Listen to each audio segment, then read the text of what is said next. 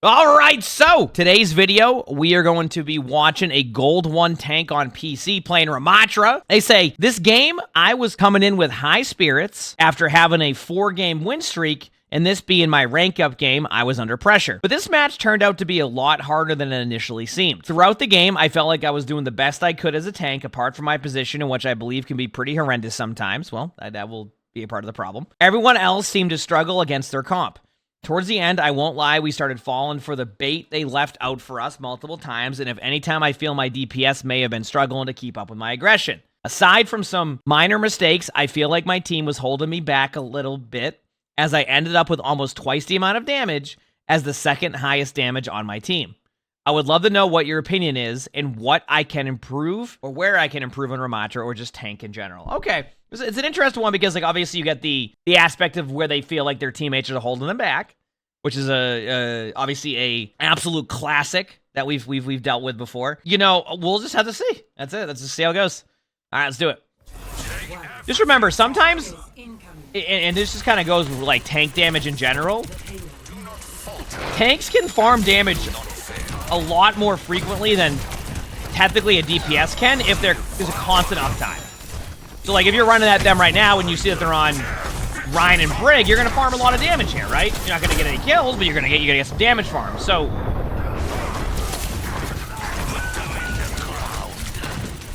the normal start, I mean, I don't know. You're doing pretty much what you're supposed to on Ramattra here. Holy crap. You are going everywhere in the map right now. Whew. That was something. All right. My resolve hardens. All right, now you're just standing there. All right. Nemesis form out of spawn's fine here. I don't mind this. So far, it just feels like you lost the first team fight, and that's where you're at right now. Genji was able to touch the point. You make it there after. You can Nemesis form.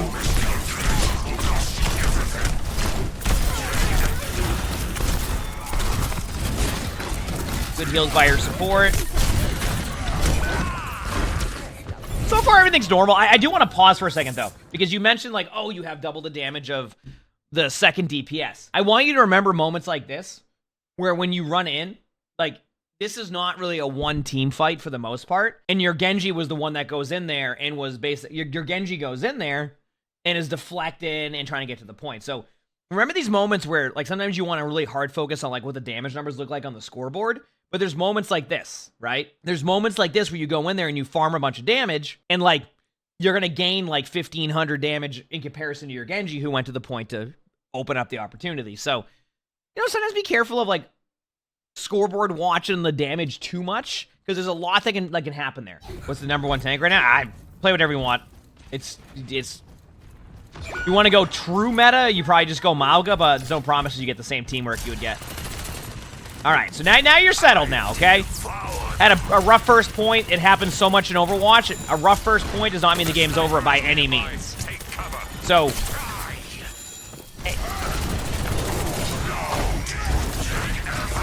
you went flying on that one. Yeah, be aggressive here. Use your ult. Use your ult to keep the momentum here. Yep, that's it. I don't mind your time in here. Okay, so this is one of the first things that you need to recognize. And I think sometimes, when I first started playing, like, the 5v5 version of Overwatch 2, it took me a little bit to kind of get used to the concept I'm about to bring up. You got to get into more of trade in here, rather than trying to peel. So what I mean by that is you have a Brig in front of you with low HP who won't be able to stop any of your damage. You have an Ana in the back line. You have a Genji, okay?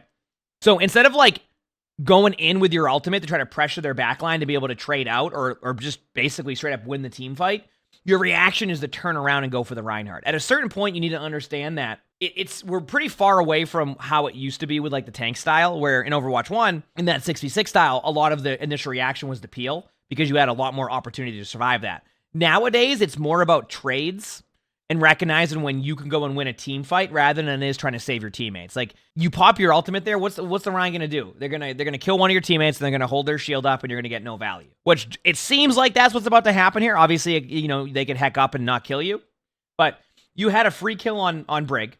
At the very least, or the worst case scenario in that situation is the Brig just straight up pops their ultimate and you get ult out and they kill you. But like you trade an ultimate for an ultimate and you might still be able to get the kill because the Brig was low HP to begin with, right?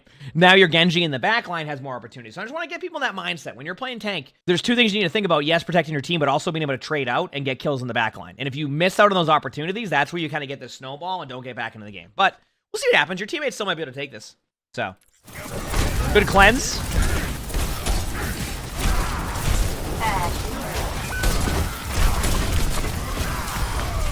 Ends up being a good job by your support. But like, do you see how you could have made that so much easier by just going in? Right? Like, this team fight wouldn't have lasted as long as it has if you just gone in right away. Like, you would have won it right away. Now, you could counter argue that you got Blade out, and that's good, so... But I wouldn't make that your default decision. You know Ryan doesn't have Shatter, so this is where you get aggressive on Ryan. You know Ryan can't shatter you. So don't let this Ryan do what they're doing. Just go into Nemesis form. Yes. And I'll explain this in a second.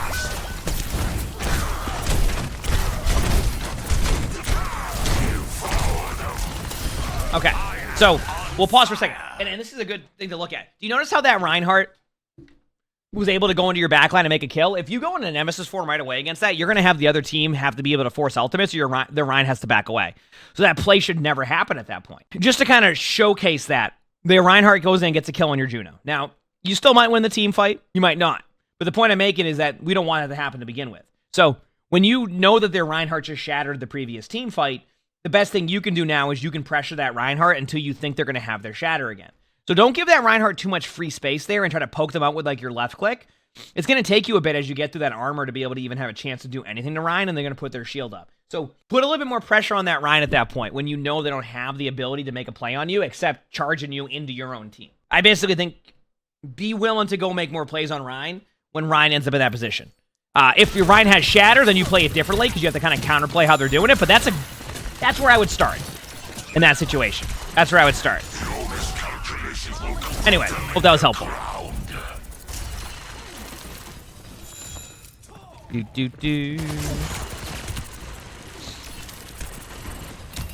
Good morning, everybody. Hope you're having a good day.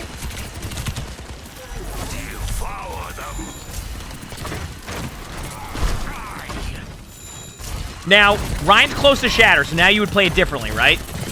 You would wait a second. Now you go in. Yeah, now you have to ult. That was the correct Nemesis. Good job.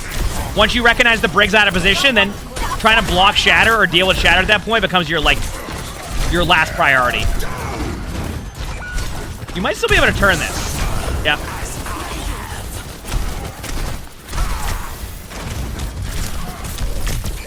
Now, I once again want to point out to you, because you mentioned the damage earlier, right? You remember that? You mentioned damage earlier? Well, I once again want you to look at these moments that are happening right now in-game, where you have a bunch of opportunity here to farm damage while your teammates won't be able to farm that same damage. So, of course, these are moments where you're not winning the team fight, you're not going to get the kill, but you farmed a bunch of damage. So remember, these are like moments where your damage didn't end up meaning anything. Well, maybe it does. Maybe your teammate Blade and wins this. So maybe it was worth it. There you go. So. Good clutch. You know what's been playing really well in your team? Your Kiriko. I've watched your Kiriko make very good plays so far. Actually, never mind. You still lose the team fight. Okay, there you go. See?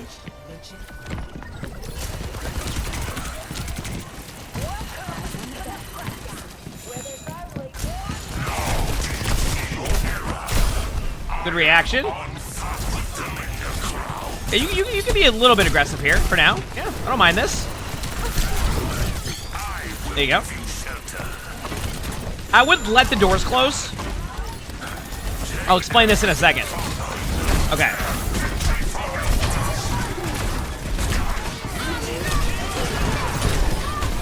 Obviously, you win the team fight, or you get a chance. So I want to point out why you let the doors close here. So when you leave the doors open here and you give them an opportunity to have a team fight with the doors not closed, so the way the doors close is when you let the car push by a little bit. The reason why you do this is because it actually forces them into chokes and gives them one less avenue to be able to get the point, right? So I'm not sure if you're going to win or lose this next team fight, but the reason why you let them push it like in just like 3 meters is because once this door closes, that gets rid of this entrance point. See?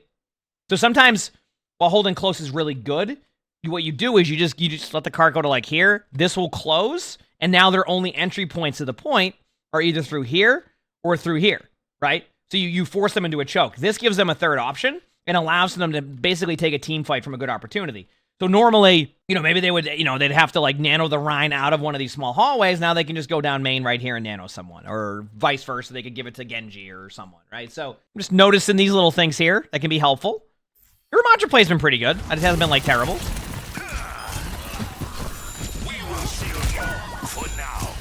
I'm not sure what your Kiriko was doing there after I said they did good there. What the heck? I don't know what that Junkrat's trying to do. Now, what you would do is you slightly back up in a second here. Yeah, maybe get some value on this if you want. This is a little bit too aggro. Okay. Now, remember, what does that accomplish except giving them the space?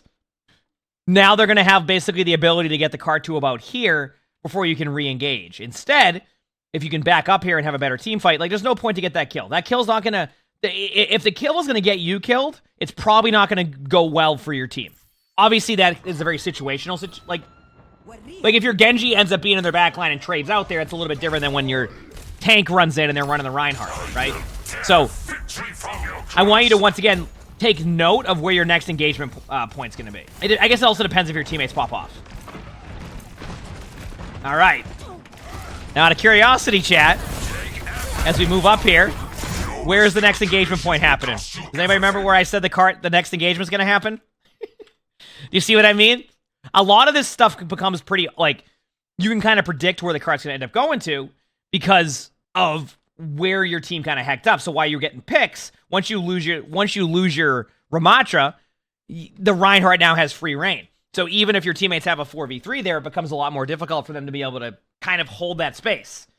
So this goes back to these little things are how you win and lose games. And them getting to this point now is because you decided to chase a Juno in their spawn to make a kill happen. But was it worth it? No. You gave up too much space. Gave up too much opportunity for them to go there. Now, you retake it, that's fine. But like once again, these little things are what add up, and that's where you start to lose games at.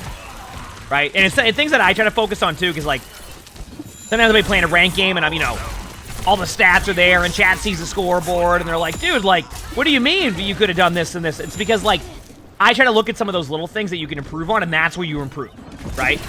Like that's where you start to really make the progress. That's why I point out some of the little things I see. I do like the aggression there on the Juno because they're out of position. And then the aggression on the Ryan's a free kill. Nice job. Good play. You didn't really have to overextend too much. You have a Kiriko there, your teammates are there. Not bad. If your Genji dies, it's on your Genji. So, Dear Dubs, thanks for the 3 months of the feature sponsor. Thank you, appreciate it. Thanks for 3 months.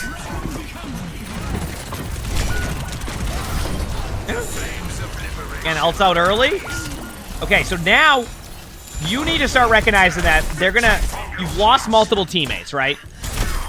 So the last thing you want to do is stand right here with your Ashe. Because if you do, you're going to eventually get grinded down.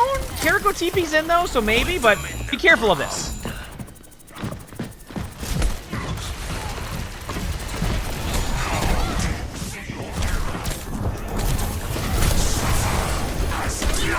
Good cleanse. I mean, your Kiriko has made plays for you.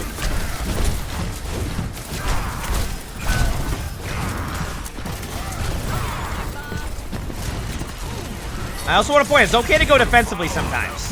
Go on this. Go to that BAP. Please go to that BAP. Okay, the BAP's gone. Now wait. Should have been there much sooner on the BAP. Yeah, you're getting indecisive. Indecisiveness. Yeah. Okay. Let's circle back here. I feel like what you're doing is you're just being indecisive in what you want to do, and in reality, you just need to go get the kill. So you have a BAP over here, you have a Reinhardt over here. You're afraid of the Reinhardt just charging in on you and getting the kill. Okay? But here's the thing. You have the sound cue. That Reinhardt's charge is going to be obvious. Now, don't get me wrong. As you know, I can get frustrated by Rein charge sometimes because it doesn't quite line up with that, and they'll just randomly pin you and suction kill you. It happens. You need to take advantages when you see them. Their BAP had used their lamp, so you let their BAP have too much time in. The moment their BAP was here, you have a free kill on that BAP. At the very worst, the Reinhardt charges in, kills you. But, like, you need to take those advantages. Or, if you can't get anything going here because you're stuck there, you want to go take away this angle. Instead, you got stuck and you ran in circles and they ended up killing you. So, these are the moments, once again, where you go, oh, you feel like one of your teammates might let you down. You could have done this and that. But like these are the moments where these are make or break. This is where you take this game and you just pop off. So don't get distracted here. Go for the kill. Don't let the Rhine holding their shield up outplay you. Because that's really what it was. That Rhine just stood there with their shield and you got outplayed by a Reinhardt who could have literally been eating a bag of chips at that point. To give you an idea. Like that Rhine could have been sitting here just munching on some chips, waiting, and you're just doing nothing because of that. So try to find more opportunity. Anyway, the lesson we learned there is be decisive. Those are where you can make or break and win the game. I actually think you could have held right there, like no problem. I think you could have held right there, no problem. So. My ultimate is ready. Put them in the ground. Thank you. Here we go.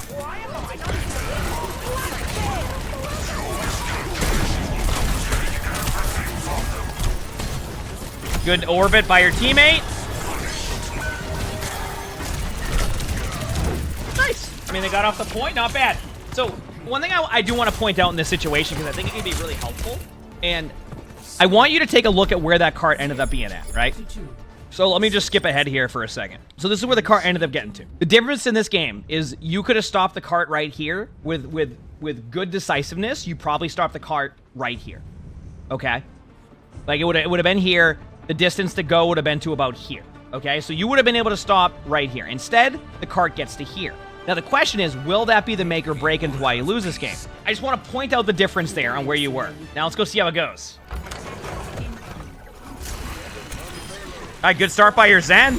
Can't complain about that. I mean, there you go.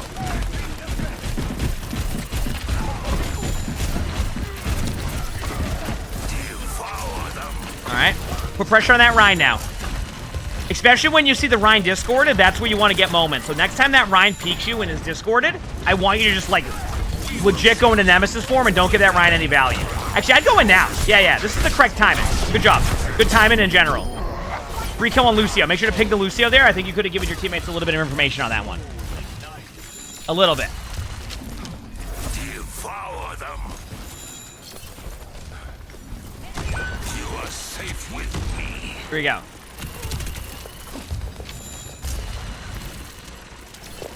Take everything from them. Could have taken a little bit of map control bottom right, but I'm going to give you the sit on cart situation. Good pressure. Nice. The recognition there, too. Now you can survive for a second. Back away. Good. Good job. Go Nemesis form. All good there. That was all good sequence. Only thing you could have done differently is block the bottom right doors, let your teammates pick up the cart because you're on Ramattra. Just remember that part. That part can be super helpful.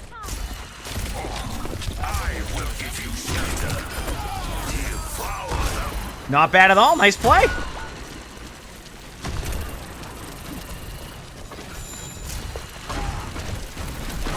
Time is it for me? 7 a.m.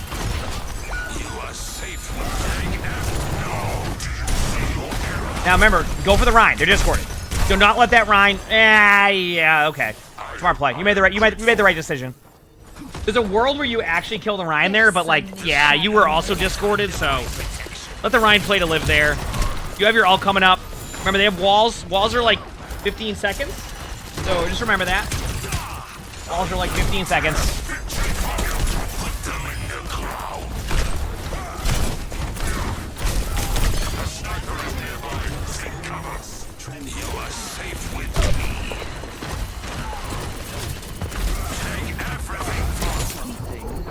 Good play. Not bad. Kill the Rhine. Okay. I mean, great start so far, right? Great start. I mean, you have 5 minutes to capture the end of this point. That's a lot of time. Okay, I want you to do something here in a second. I'm gonna teach you something. Because it already has kind of hecked you up, and this is what I wanted to see. This is going to be a helpful tip for a lot of players trying to get better at the game. When you first take the point, don't do this. Unless you're fighting them right here, right? Unless you're fighting them like right here. Do not sit here. And I've been doing this a lot more as my rotation on Junkertown, and sometimes I forget to do this, but it's helpful for everybody. They're in a spot right now where they're kind of like stuck, right? Technically, you can go high ground, a little bit of a tip. If you want to go high ground, you can jump to this, up to this, and then up to here, and you can go up there for free. But a lot of players aren't going to do that, especially like in a gold game. So what you need to do is the moment you get this first cart going here, let your teammates push cart, go up here, take this part of the map. So now think about this. If you're as Ramattra and you're up here, look at the vantage point you have. On top of that, this Widow can't go here. So you've taken away an angle. You've taken away map control. Do you see what I'm saying here? So I don't normally, as you know, as I've gotten a little bit more experience with the Spectating series, I've gotten better at being like, okay, I don't expect players to go high ground as much. I don't expect those players to take advantage of that high ground at that. So, but this is one of the rare moments where even in a gold game, I think going up there is going to give you a vantage point. It's going to deny this Widow from making this play. And if the Widow goes there, you get a free kill. And then you have backline pressure with your ultimate, right? Instead, you're going to kind of do like this 50-50 battle here, which could go in your favor. But I just remember that. You know, when you first capture a point, you don't have to just stand there AFK going, wow, we captured the point. This is where you keep the snowball going, okay? So just wanted to show that. Unacceptable.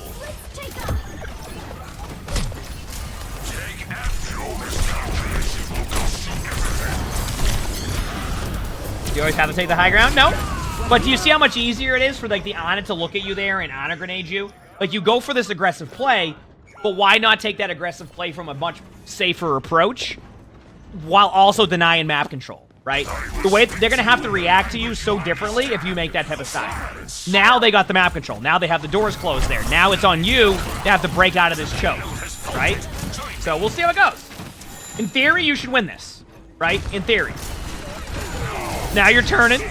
Remember the map control we talked about earlier? That Widow still has it.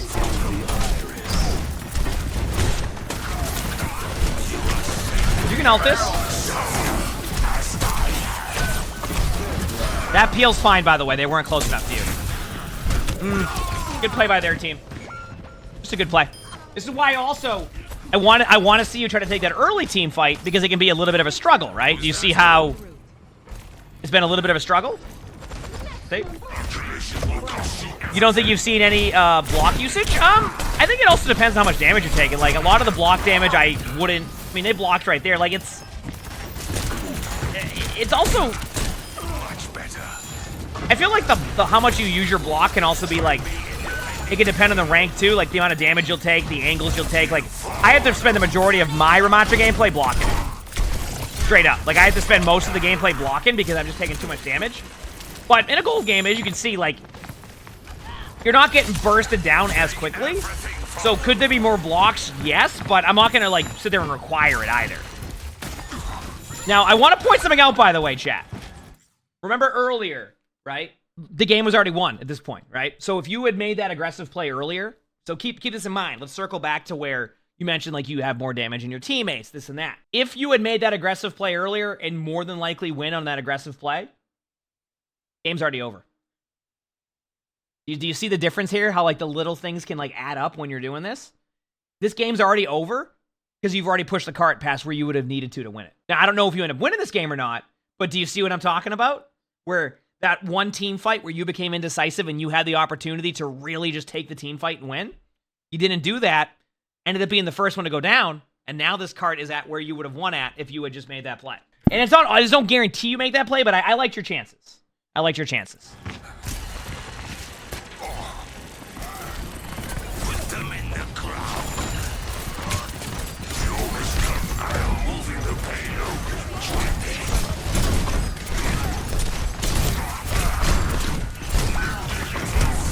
Take everything from them. And then they bring it back and win the team fight. See? So now that's looking kind of interesting now, isn't it?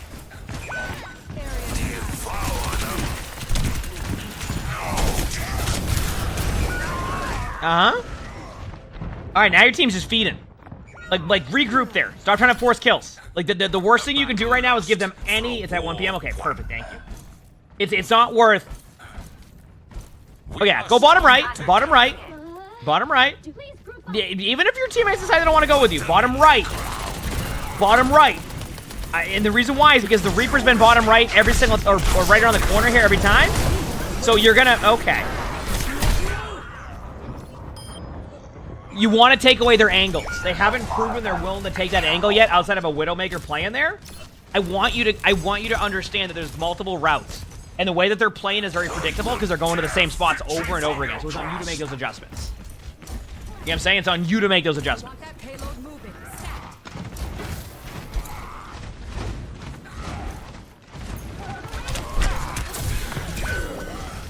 Uh-huh. Going to the same spots. Big slam.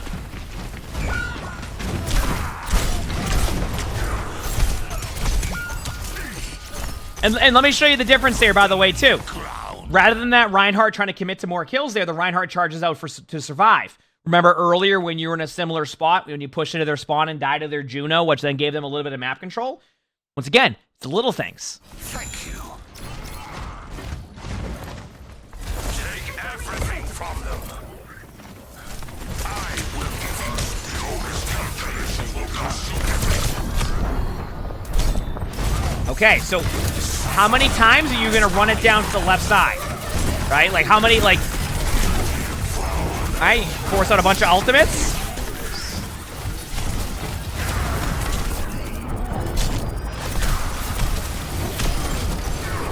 Got some kills, nice. Ooh, good Nemesis, or, good, what's it called? Vortex. Good projectile aim there, too. What are the drops tier skips today?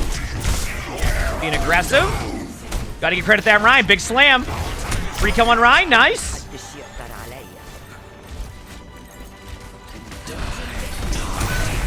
Oh no, the Reaper all on point. That might be game changing.